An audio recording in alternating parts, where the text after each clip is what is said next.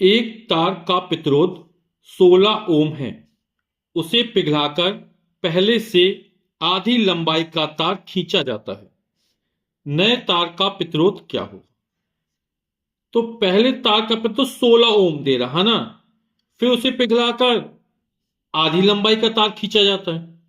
तो पहले 16 ओम है, पिघलाने के बाद तार का प्रतिरोध बदल जाता है, तो उस प्रतिरोध का मान हमें ज्ञात करना है।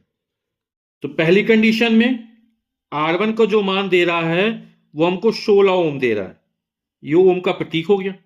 ठीक, लंबाई आधी कर देगी है ना, तो प्रारंभिक लंबाई, पहले तार की लंबाई L1 का मान हमने L मान लिया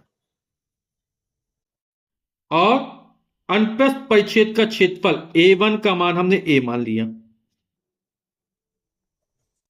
नए तार का प्रतिरोध R2 का मान हमको ज्ञात करना है। उसे पिघलाकर पहले से आधी लंबाई, यानी लंबाई क्या आधी हो गई, तो जो L2 का मान होगा वो पहले का आधा हो जाएगा। हमने L माना तो इसका आधा हो जाएगा, यानी L/2।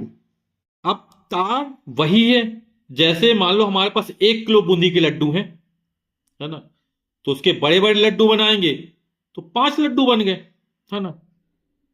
उसको फिर मिलाया और फिर हमने 15 लड्डू बना दिए, तो लड्डू का साइज क्या हो गया, छोटा हो जाएगा ना। तो लंबाई आधी होगी तो क्या हो गया, मोटाई बढ़ जाएगी, है ना। मोटाई कम करेंगे तो लंबाई बढ़ जाएगी। जैसे ये तार है कोई,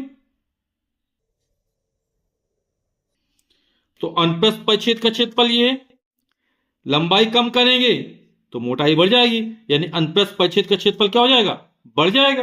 ठीक है ना।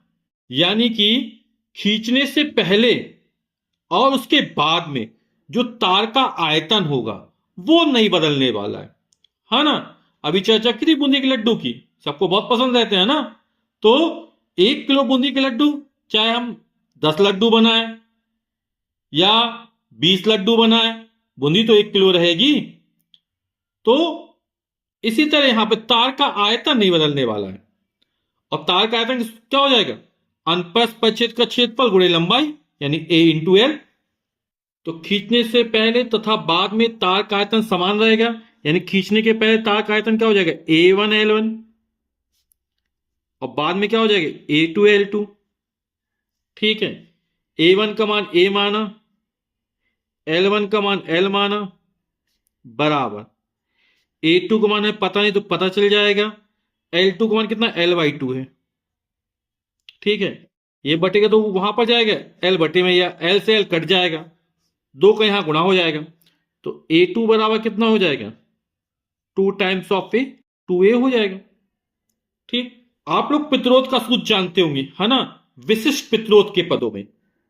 तो विशिष्ट प्रतिरोध के पदों में प्रतिरोध का सूत्र क्या होता है, R बराबर रो L/A, ये होता है सूत्र।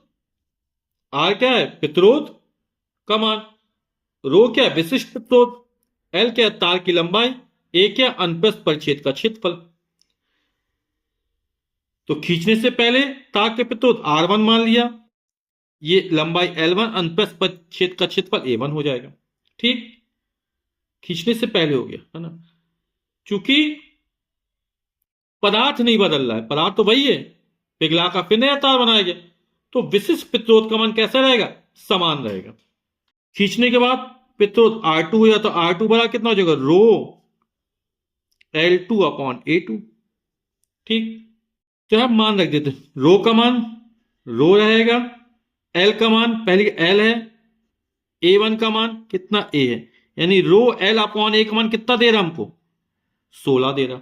ठीक है, अब यहां पर रखते हैं, रो L2 का मान कितना है, L/2 हो गया, अपॉन A2 का मान कितना है, 2A निकला, तो बटे में 2 है, 2 का 2 में गुणा हो जाएगा, तो जगह रो L/4A हो जाएगा। ठीक है ना, 2 दूनी 4, ये बटे में 2, यहां पर आ जाए 2 दूनी 4 हो जाएगा। इसको क्या लिख सकते हैं, रो L/A बटे में 4 है, तो इसको लिख सकते हैं 1/4, 1/4 रो एल अपॉन ए, यहां चाक हमने इस तरह लिख दिया, और रो एल अपॉन ए ये कितना R1 है ना, रो एल अपॉन ए, और इसका मान कितना है 16 है। तो इसको मान लेते हैं समीकरण नंबर 1, तो इसका प्रयोग कर लेते हैं है ना। तो R1 का मान कितना है 16, और कितना रो एल अपॉन ए, तो रो एल अपॉन ए का मान कितना हो जाएगा 16 हो जाएगा। तो हो जाएगा 1/4, और इसकी जगह हमने 16 रख दिया, और 16 में 4 का भाग जाएगा, 16 कम 16, 16/4 यानी 4, और प्रतिरोध का मात्रा क्या होता है ओम, यानी कि नए तार का जो प्रतिरोध होगा वो कितना हो जाएगा 4 ओम हो जाएगा।